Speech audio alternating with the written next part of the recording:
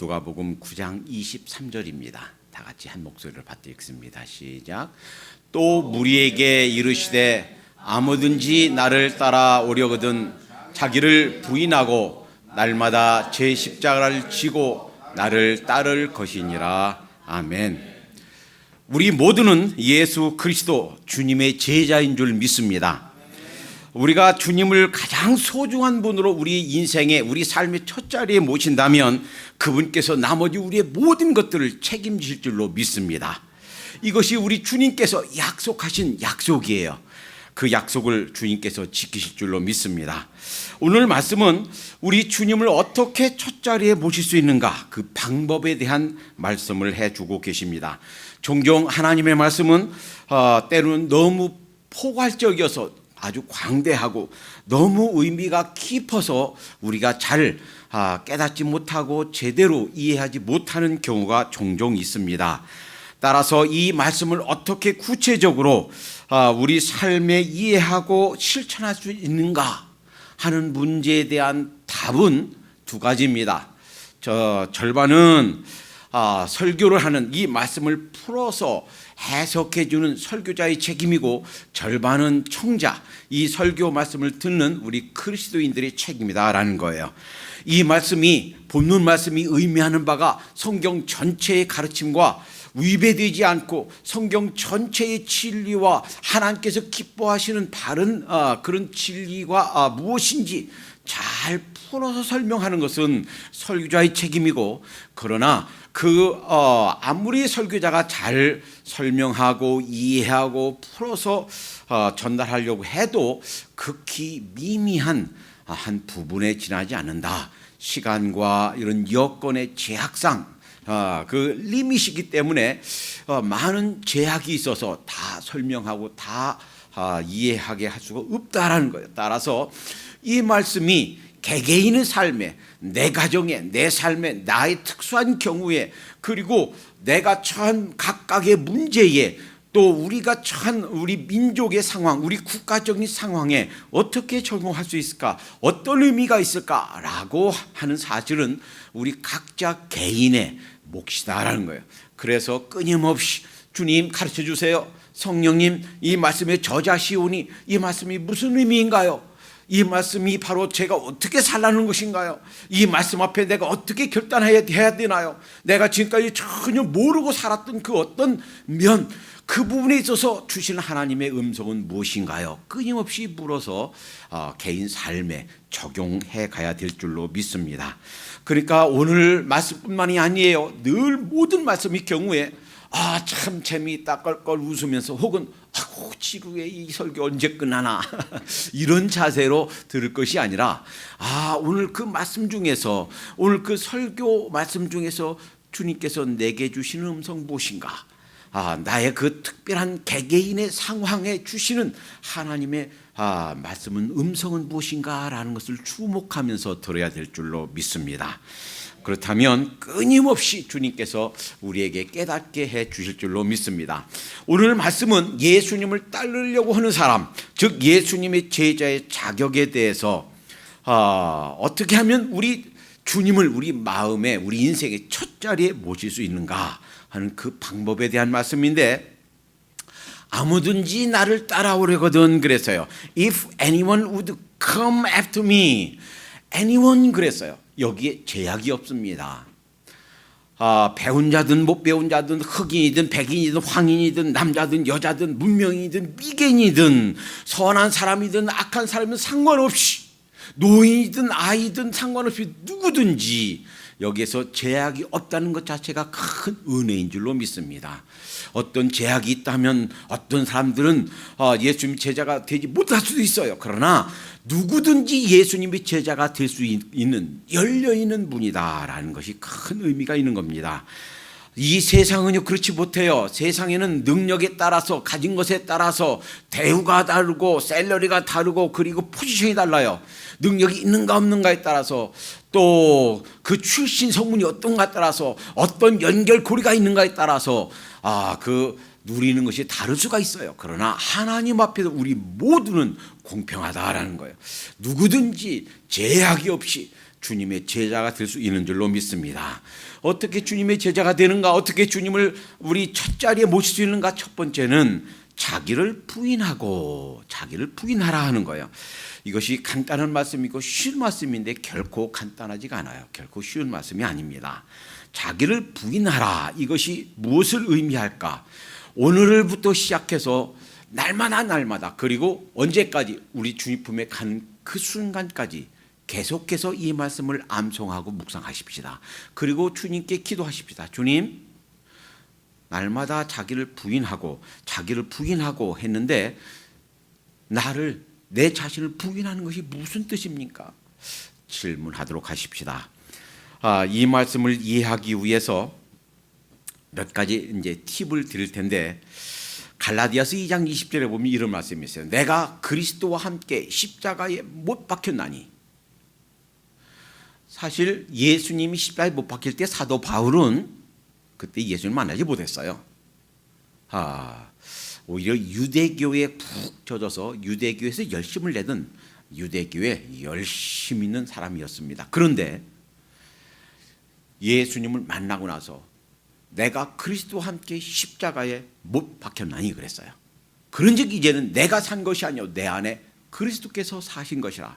이제 내가 육체 가운데 사는 것은 나를 사랑하사 나를 위하여 자기 몸을 버리신 하나님의 아들을 믿는 믿음 안에서 사는 것이라.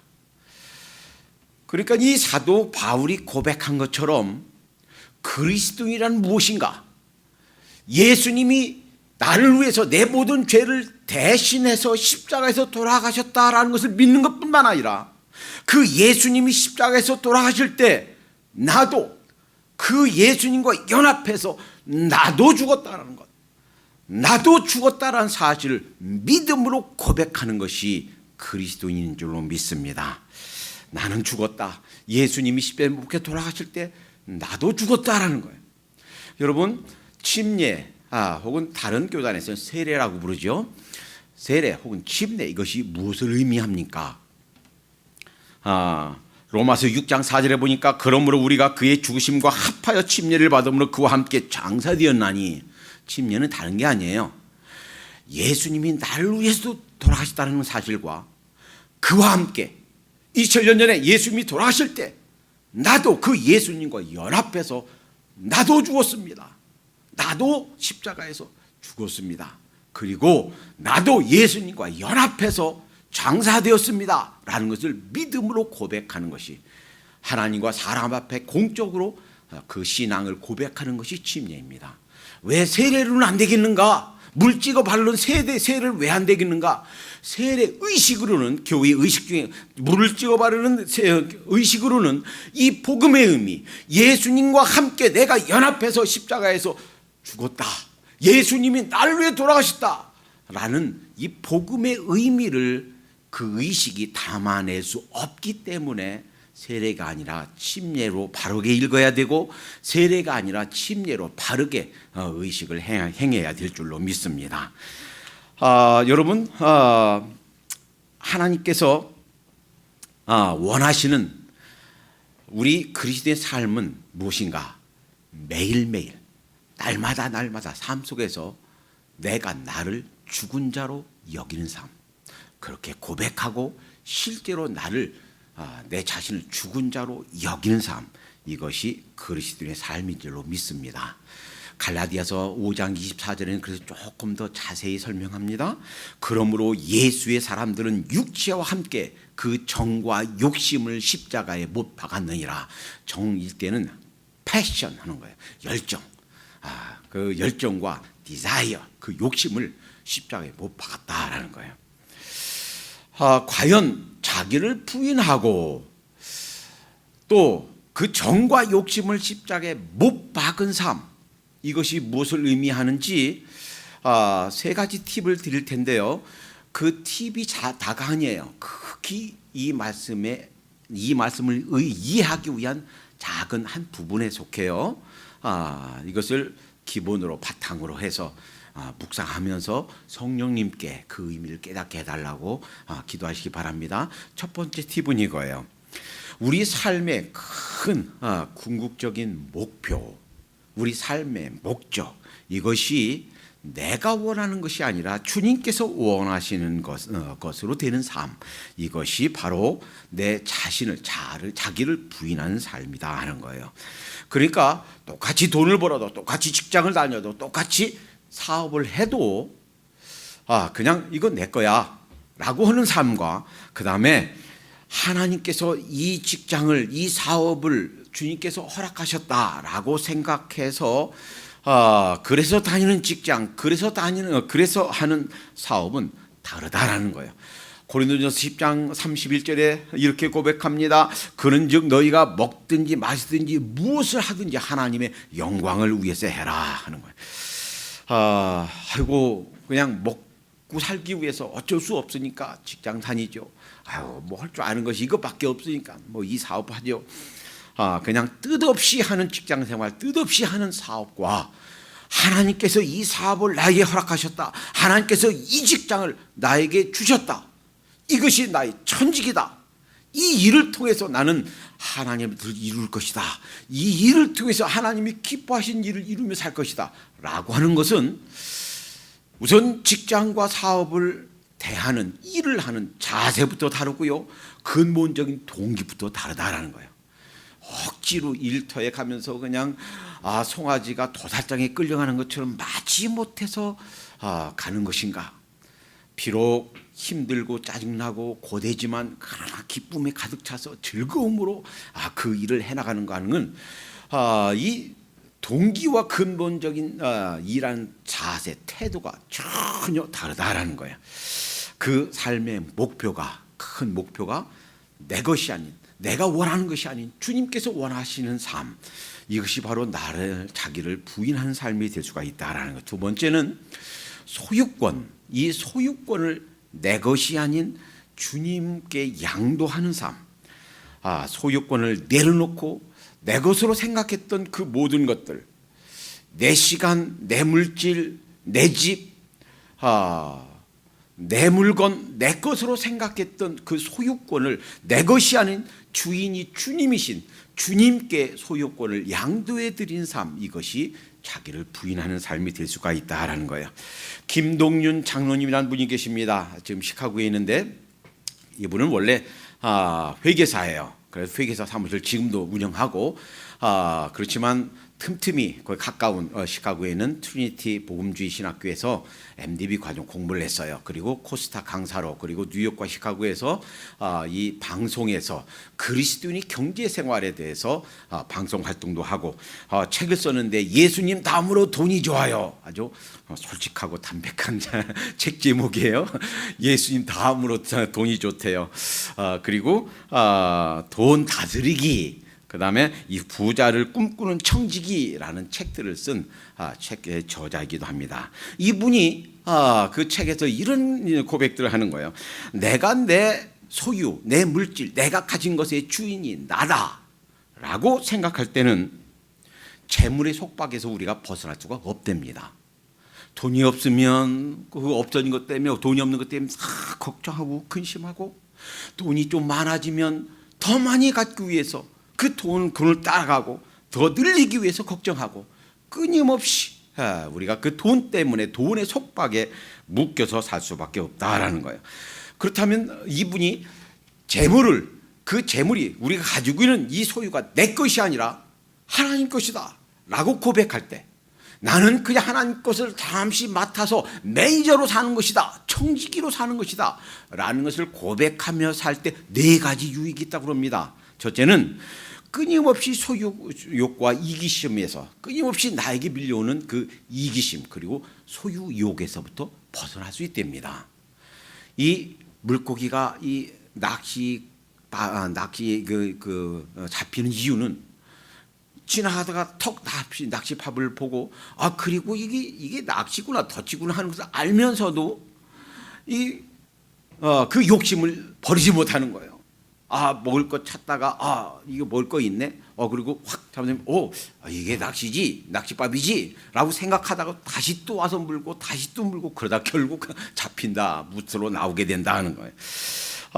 끊임없는 이 욕심, 이기심에서 벗어날 수 있는 방법은 그 물질의 주인이 내가 가진 것 그것의 원래 소유자가 주님이시다라는 고백할 때만 벗어날 수 있다는 거예요. 두 번째, 돈을 잃거나 손해를 봐도 낙심하지 않을 수 있다라는 거예요. 여러분, 우리나라 실제 많은 경우에 보세요. IMF 때 많은 중소기업도 대기업도 무너졌습니다. 많은 가정이 무너졌습니다. 얼마나 많은 사람들이 그 돈을 잃었다고, 인생이 끝장났다고 자살하고, 그리고 지하철을 파기되어서 그렇게 비참한 생활, 가정을 떠나서 그렇게 혼자 지하철에서 얻어먹고 사는 그런 삶을 살았습니까? 흔히 그 물질의 소유가 내다, 소유주가 나다, 주인이 나다라고 생각하면, 그 물질이 없어지면 인생이 끝장났다고 생각합니다. 그러나 그 물질의 주인이 하나님이다라고 생각하면, 하나님, 내가 손해본 것은 없는데 왜 주인이 하나님이시니까, 그 하나님이 결국 손해본 것인데 생각하면 뭐 그렇게 낙심할 필요도 없다는 거예요. 어떻게 생각하면 참 무책임하고 그냥 아주 엉터리 같은 생각일지 모르지만 사실은 그게 정답이다라는 거예요. 그 물질의 소유가 하나님이다라고 고백하면 그 물질이 다 사라져도 낙심하지 않을 수 있다는 거예요. 세 번째, 고난과 궁핍을 때에 그때 하나님의 손길을 경험하고 그것을 하나님의 훈련의 기회로 여길 수가 있다라는 겁니다. 그래서 때로는 어려움을 당하고 때로는 궁색하고 궁핍할 수가 있어요. 그러나 그때조차도 하나님이 공급자 되신다 하는 하나님을 알고 하나님을 의뢰하고 또 그분의 손길을 기다리게 된다 하는 거예요. 또 하나, 가난한 사람을 돕고 그리고 어려운 사람을 그 위에서 구제할 때, 선행을 할 때 아깝다고 느끼지 않는다. 왜? 원래부터 주님 것이기 때문에 그저 아까워하지 않고 또 선을 행했다고 생색내지 않고 자랑하지 않을 수 있는 비결이 바로 소유권이 나에게 있지 않고 바로 주님께 있다라고 느낄 때 가능하다라는 겁니다. 디모데전서 6장 9절 10절에 보면 이런 말씀이 있어요. 부하려 하는 자들은 시험과 올무와 여러 가지 어리석고 해로운 정욕에 떨어지나니 곧 사람으로 침륜과 멸망에 빠지게 하는 것이라. 돈을 사랑함이 일만하게 뿌리가 되나니 이것을 사모하는 자들이 미혹을 받아 믿음에서 떠나 많은 근심으로 자기를 찔렀도다. 원래 돈은 그 자체로는 악한 것도 아니고 선한 것도 아니에요. 돈 자체는 뭐 중성입니다. 그런데 문제는 어디 있냐면 그 돈을 사랑하는 것, 그 돈을 가장 최우선해 주는 것, 그 돈을 우리 인생에, 우리 마음에 첫 자리에 두는 것, 그것이 문제예요. 그것 때문에 우리가 덫에 걸리고 그것 때문에 우리가 비참하게 되고 그것 때문에 우리가 결국 망하게 된다라는 겁니다. 그래서 야고보서 1장 45절에 보면 오직 각 사람이 시험을 받는 것은 자기 욕심에 끌려 미혹됨이니 욕심이 잉태한 듯 죄를 낳고 죄가 장성한 즉 사망을 낳느니라 하는 것입니다. 사탄이 우리를 넘어지게 하는 덫이 무엇이냐? 그것 봐. 결국 네가 끝까지 쥐고 있었더라면 그 자식한테, 그 큰아들한테 그렇게 냉대받으면서 박대받으면서 살지 않아도 됐잖아. 거봐 좀 모아놨어야 남은 인생 그 끄트머리 말년에 좀 편안하게 살았을 거 아니야. 끊임없이 우리에게 돈을 사랑하도록 부추긴다라는 거예요. 그리고 일단 돈을 사랑하기 시작하면 그것 때문에 올무에 걸리고 덫에 걸리게 된다라는 거예요. 그래서 디모데서 6장 8절, 9절 10절 말씀 바로 직전에 우리가 먹을 것과 입을 것이 있은즉 족한 줄로 알 것이니라 라는 거예요. 세 번째, 첫 번째는 자기를 부인한다는 의미가 큰 인생의 목적, 큰 골이 내 것이 아니라 주님의 것. 두 번째는 내가 가진 모든 것이 내가 주인이 아니라 바로 주님의 주인이 되신다. 주님이 바로 오너시다라는 것을 고백하고 실제로 그런 삶을 살게 되는 것. 세 번째는 옛사람, 옛차라고 그러죠. 우리 옛사람의 소욕을 따르지 않는 삶. 자기를 부인한다 하는 것은 자기 옛사람의 소욕에 대해서 옛사람대로 살고자 하는 그러한 욕구에 대해서 노하고 거부하는 삶, 이것이 자기를 부인하는 삶이 되겠다라는 거예요. 갈라디아서 5장 17절에 보면 이렇게 말씀하십니다. 내가 이르노니 너희는 성령을 쫓아 행하라. 그리하면 육체의 욕심을 이루지 아니하리라. 그러니까 우리 속에 육체의 욕심, 즉 옛사람의 모습, 옛사람이 하고자 하는 바와 성령님께서 하고자 하는 것이 우리 둘이 존재하는데, 이 둘이 서로 대적한다, 둘이 서로 싸운다라는 거예요. 육체의 소욕은 성령을 거스리고 성령의 소욕은 육체를 거스리나니 이 둘이 대적함으로 너희의 원하는 것을 하지 못하게 함이니라. 자, 그러면 육체의 소욕, 옛사람의 모습, 옛사람이 하고자 하는 것, 그것이 무엇인가? 19절과 21절이에요. 육체의 일은 현저하니, 즉 우리 옛사람의 모습, 옛사람이 하고자 하는 바라는 것들이, 하고자 하는 것들이 무엇인가? 육체의 일은 현저하니 곧 음행과 더러운 것과 호색과 우상숭배와 술수와 원수 맺는 것과 분쟁과 시기와 분냄과. 여러분, 사실은요, 왜 화가 치미는가? 사실 내가 내 자신이 죽었다라고 생각하면 그렇게 화를 내지 않아도 됩니다.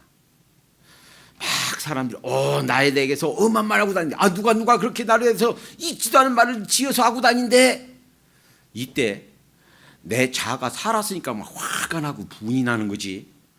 나는 죽었어. 그래, 2000년 전에 예수님과 함께 나는 죽었어. 나는 죽었는데, 그러면 화도 안 나요. 한번 보세요. 죽은 사람 걷어차 보세요. 죽은 사람은 말이 없습니다. 걷어차도 가만히 있을 뿐이에요. 왜? 죽은 사람이 뭐 어떻게. 그래서 내가 죽었다라고 생각하면 화도 안 난다 하는 거예요. 그래서 나를 죽은 자로 여기는 삶, 당짓는 것과 불리함과 이단과 투기와 술 취함과 방탕함과 또 그와 같은 것들이니, 전에 너에게 경계한 것 같이 경계하는 이런 일을 하는 자는 하나님의 나라를 유업으로 받지 못할 것이다 그랬어요. 내가 죽었다, 날마다 내가 죽었다 고백하고 실제로 죽은 자로서 살도록 하십시다. 날마다 삶 속에서, 주님, 제가 죽은 자로서 어떻게 살 수 있을까요? 내가 죽은 자로 여기면서 사는 삶이 무엇인가요? 순간순간 늘 날마다 묵상하고 기도하고 그렇게 살도록 주님을 의뢰하도록 하십시다.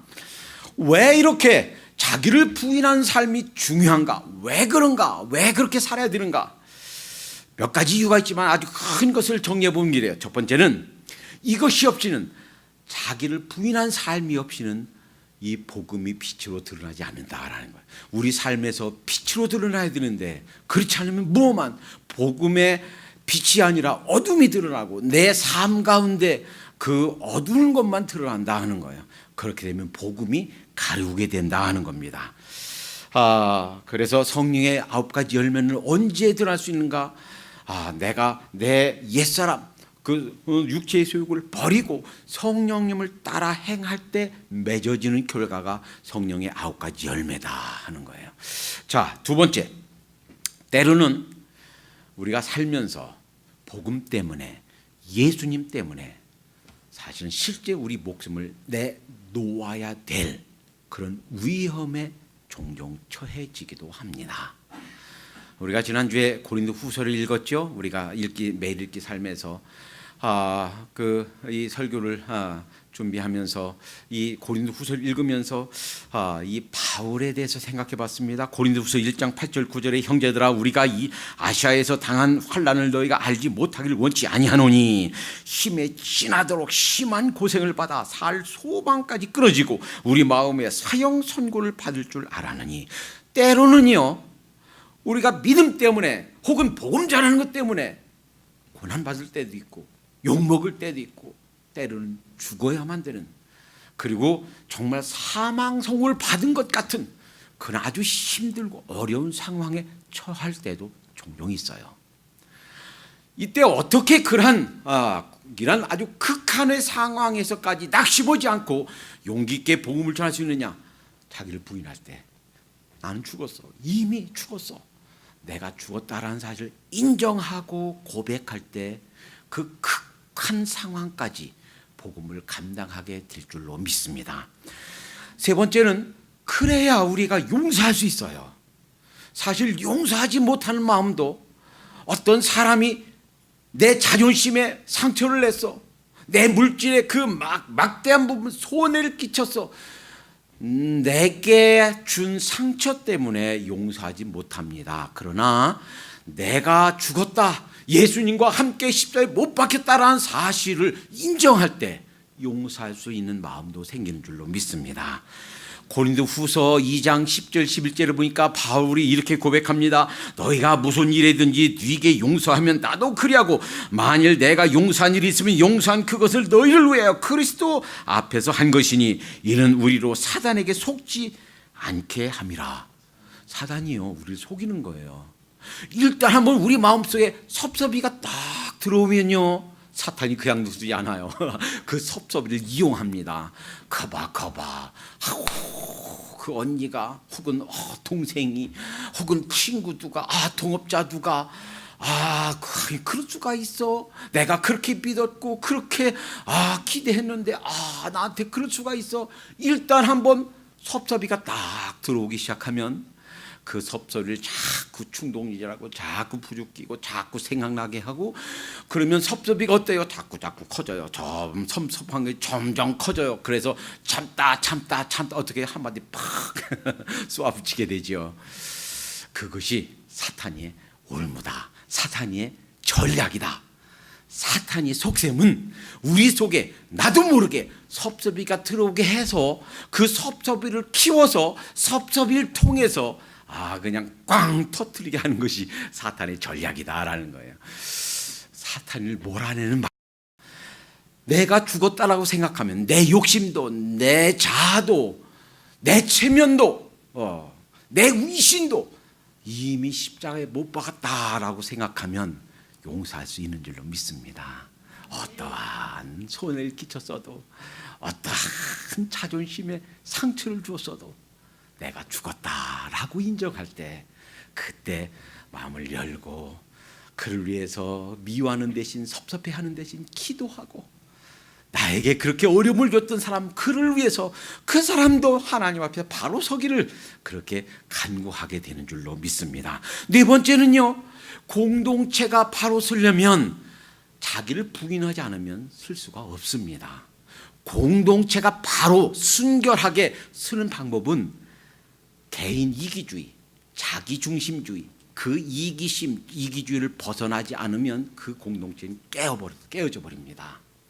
역사상에 아주 두 번 아주 큰 샘플로 하나님께서 아주 극한 징계를 하신 적이 두 번 있는데, 한 번은 구약에 있어서 이스라엘 사람들이 출애굽했습니다. 그리고 가나안을 정복해서 그 땅을 차지하기 직전에 아간이라는 사람이 이 이기심이 발동했어요. 그래서 적군에서 탈취한 그 좋은 옷과 은과 금을 몰래 자기 텐트 밑에다 쏙 감춰놨어요.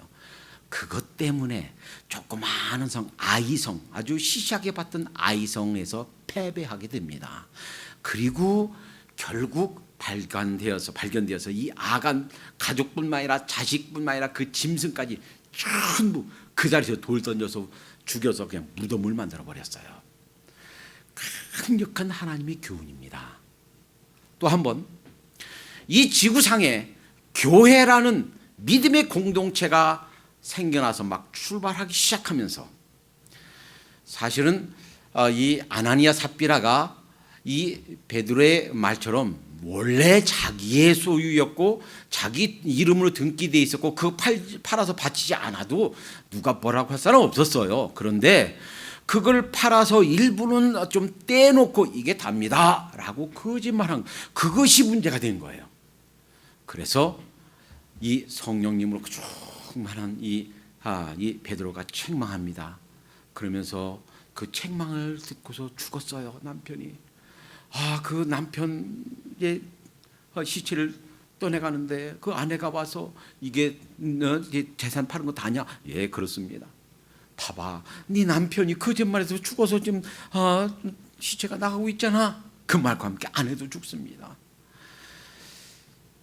이 하나님의 공동체가 순결하고 바르게 세워지기 위해서는 개인이기주의, 자기중심주의, 이것이 벗어나지 않고서는 이 공동체가 순결하게 설 수가 없다라는 사실을 강력한 두 비극적인 사건을 통해서 우리에게 교훈해 주십니다. 따라서 자기를 부인하고 이것은 자기중심주의, 이기심 벗어나는 것이고, 그래야 공동체가 아름답게 설 수가 있다라는 것이에요.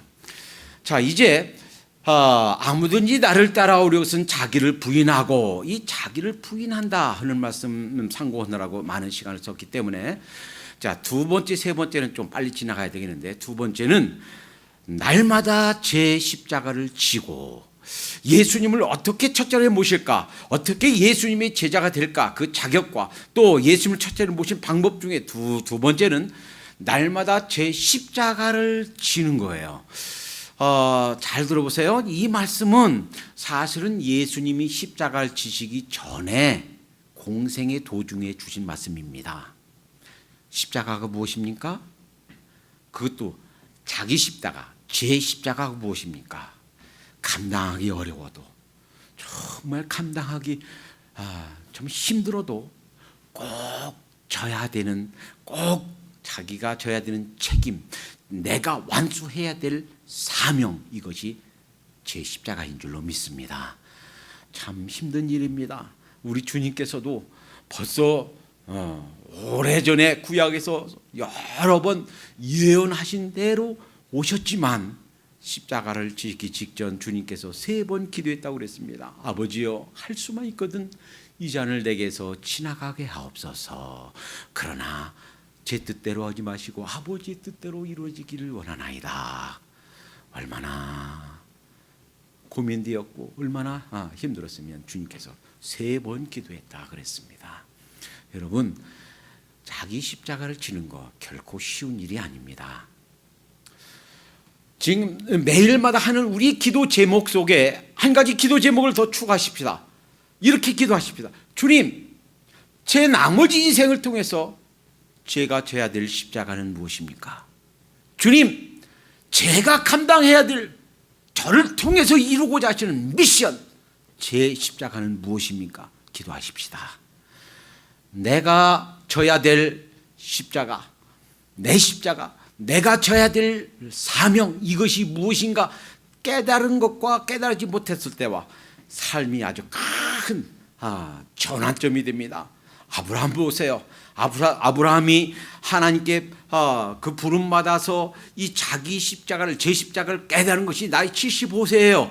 나이 75세, 창세기 12장 1, 3절 이전과 이전에는 75년 동안 살면서 사실은 그의 삶이 어땠는지 별로 나오지 않아요. 의미가 없다는 얘기예요. 그런데 75세가 되면서 그에게 주신 사명, 그가 져야 될 십자가를 발견하기 시작하면서 그의 한 발 한 발 전 인생이 하나님께 아름다운 의미로 가득 차 있습니다. 모세 보세요. 모세가 아직까지 80년 동안 살면서 40년간 왕궁에서 40년간 광야에서 살면서 그가 져야 될 십자가가 무엇인지 발견하지 못했습니다. 하나님께 부름받고 출애굽기 3장에서 하나님께서 가르쳐 주십니다. 내가 져야 될 십자가가 무엇인지 주님께서 말씀해 주십니다. 그리고 나서 그의 나머지 40년간 한 발 한 발 그의 인생은 아름다운 하나님의 역사로 가득 차 있습니다. 사도 바울을 보세요. 사실은요, 예수님 만나기 전 자기 십자가 무엇인지 발견하기 전에는 예수님 믿는 자들을 핍박하고 스데반이 죽는데 앞장서고 증인으로 섰던 그런 사람이에요. 그러나 이제 다메섹 도상에서 주님을 만나고 또 주님 안에서 내가 져야 될 십자가, 내가 감당해야 될 미션이 무엇인지 발견하고 나서는 그의 인생이 아름다운 역사대로 가득 찹니다. 사도행전 20장 24절에 주 예수께 받은 사명 곧 은혜의 복음을 증거하는 일을 마치려 하면은 나의 생명을 조금도 귀한 것으로 여기지 아니하노라. 그의 인생이 복음 증거하는 일, 이 자기가 져야 될 십자가, 이것을 따라가고 졌던 것입니다. 그 이후로는 아름다운 열매로, 그 열매로 우리가 신약 성경을 가지고 또 그 열매로 이 아름다운 귀한 진리들을 우리가 말씀으로 받게 되었다라는 사실이에요. 날마다 제 십자가를 지라고 그랬습니다. 주님께서 이 내 십자가, 우리 각자 다 다를 수 있어요. 내가 져야 될 십자가가 무엇인지 밝혀주시고 그 십자가를, 그 미션을 감당하는 우리 삶이 되도록 하십시다. 세 번째는 나를 따를 것이니라 그랬어요. 이제 소극적인 면에서는 자기를 부인하는 거지만 적극적인 두 면에 있어서 내 십자가를 지고 주님을 따르는 데에는 여기에는 비용이 지불돼야 됩니다. 대가가 지불돼야 됩니다. 코스트가 따라요. 내가 하고 싶은 그런 취미를 포기해야만 될 때가 있고, 내가 그렇게 소중하게 여기던 그것을 내려놓아야만 될 때가 있고, 내가 그렇게 추구하고 내가 그렇게 귀히 여기던 것들을 이제 쓸데없는 쓰레기처럼 그렇게 여겨야만 할 수도 있다는 것입니다. 1877년 코넬리우스 밴더빌트는 역사상, 미국 역사상 가장 많은 유산을 남긴 자로 유명했습니다. 많은 돈을 유산으로 남겼습니다. 그런데 얼마 지나지 않아 그가 죽고 나서 오랜 세월이 걸리지 않았습니다. 그 후손들이 이리저리 다 낭비하고 얼마 안 가서 아무것도 남지 않게 되었다는 것입니다. 1901년 앤드류 카네기는 그의 사업을 전체를 청산하고, 그리고 그렇게 남는 돈이 2억 5천만, 당시 2억 5천만 달러예요. 그리고 매년 자기 몫으로 배당되는 배당금이 매년 1250만 달러예요. 그것을 가지고 종잣돈으로 삼아서 영원히 영구한 그런 이제 자선 사업 단체로 만들었는데, 거기서 나오는 이자와 거기서 나온 걸로 학교를 짓고 교회를 짓고 병원을 짓고 고아원고 양육을 짓고 이런 데 후원하도록 영구적인 자선 단체로 만들었다는 거예요. 그의 혜택을 받아서 수많은 병원과 수많은 학교와 수많은 교회들이 지금도 지어지고 있다라는 거예요. 차이는 무엇인가? 내가 돈을 따라가는가, 우리 주님을 따라가는가 하는 그 차이뿐이 없다라는 거예요. 한 청년이 18살이 되었습니다. 이 성년이 되었습니다. 앞으로 어떻게 살을까 고민을 하다가 그 마을에서 제일 나이가 많고 덕망이 있고 한 노인을 찾아갔습니다. 노인님, 제가 이제 성년이 되어서 18살 이제 어른이 되었습니다. 제가 남은 인생을 어떻게 살면 되겠습니까? 무엇하며 어떻게 살아야 되겠습니까? 그 노인이 묻습니다. 지금까지 배워온 것이 무엇이냐? 지금까지 뭘 하며 살았냐? 제가 배운 것은 양초 만드는 거, 비누 만드는 거, 그거밖에 할 줄 아는 것이 없는데요. 그랬더니 그래, 그러면 그 일을 계속하거라. 귀한 그 교훈을 받으려고 했더니 그 일을 계속하라. 그런데 한 가지 다른 점이 있다. 동업자를 한 분 모셔라. 그 동업자는 바로 예수 그리스도다. 그리고 그 일에 동업자로 모시지만 그 사업에, 그 일에 주인을 내가 아니라 그 주님으로 모셔라. 그리고 동업자 그분이 주인이고 그분이 오너인 증표로 모든 수입의 11조를 드리도록 해라.